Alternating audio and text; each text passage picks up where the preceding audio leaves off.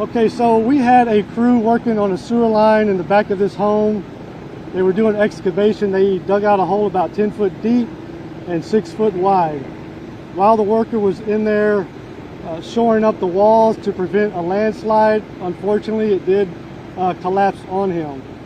The crews originally tried to dig him out with a backhoe, and they called for assistance because when you're packed in dirt, it could cause asphyxiation and crushing and injuries.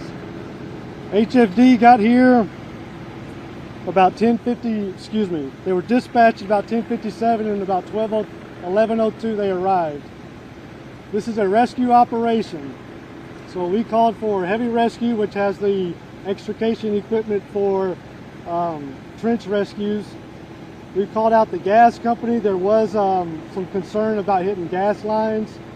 We've notified OSHA for the permitting and the safety precautions.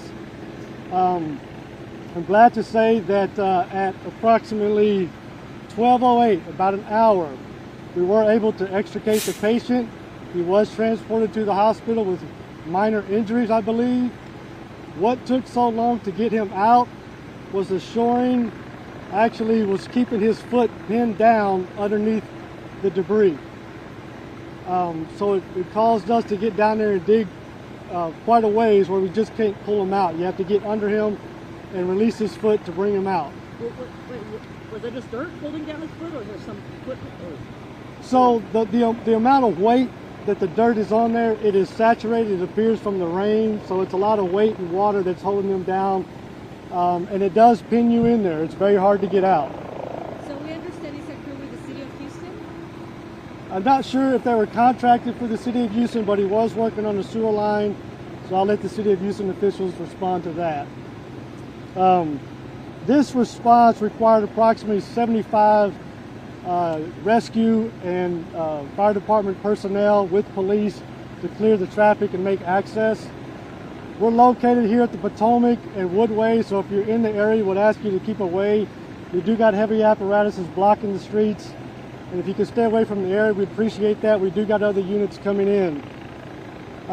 For the community, it's fortunate that no one was seriously injured. There is a crushing, asphyxiation type of injuries that go with this. We do encourage you to contact those authorities for proper permitting and safety precautions, and to make sure you follow those to get the proper personnel and equipment.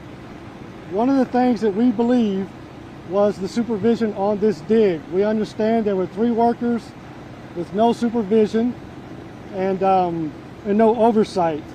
So when that happened, there was no one that we call monitoring. There was no one monitoring the scene or doing things like that to be able to catch these incidents. So that's another reason I encourage the community to follow those safety precautions when you get your permitting and your contracting crews out here. So you're saying like everybody's working, no one's looking out for the workers. Is that sort of? That's correct. In these type of incidents, when you're contracting and making trench rescues, we do set up monitoring. HFD, when we come in, we do set up monitoring. We have medical personnel down in the hole monitoring his vitals because of the weight surrounding his body. He was buried up to his neck or chest area till they started digging him out. But we do have people monitoring the side so it doesn't cause a collapse, a further collapse. We do have medical personnel in there monitoring his vitals. Just that scene, so you guys are watching there is not going to be further collapse.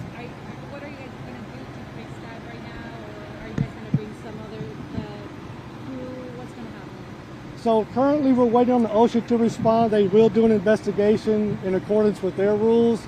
We're making the scene safe and trying to keep people out of the area and definitely out of the hot zone or the area of the collapse and the trench rescue. So what's left for HFD to do? You're wrapping up. I know you said you're keep it safe. Right. Are you getting ready to pull out of the streets right now? Yes, we've completed the extrication. Now it's getting units returned to service and having these crews work with OSHA and whatever authorities like Public Works with the sewer lines, and to ensure that we can pass on information and share what we know and what we found when we got out here to help them with their investigations. Was there some obvious safety? Was it like the dirt was too saturated, or was there obviously they were missing some you know, things that they equipment down there that you guys could see initially that seemed like a shortcoming that caused this? Well, the shoring, when he was in there working in the hole, we were told that he was actively trying to shore up the walls. So I think that's doing the right thing where you're trying to dig down there and shore up the walls. Unfortunately, with the saturation of the soil, it caused it's heavy and it collapsed before they could get that shoring installed.